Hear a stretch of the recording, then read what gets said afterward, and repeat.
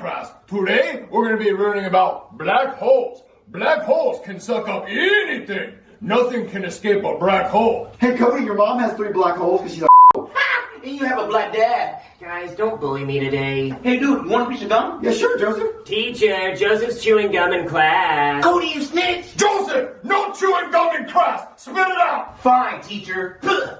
Joseph, did you just spit gum in my hair? Yeah, my bad, dude. I didn't mean to do that. What do you mean you didn't mean to? You spit it right at me. I couldn't find the trash can. God. You didn't even try. Teacher, can I go to the clinic? I have gum in my hair. How'd you get that in your hair? What the hell you been doing in class, weirdo?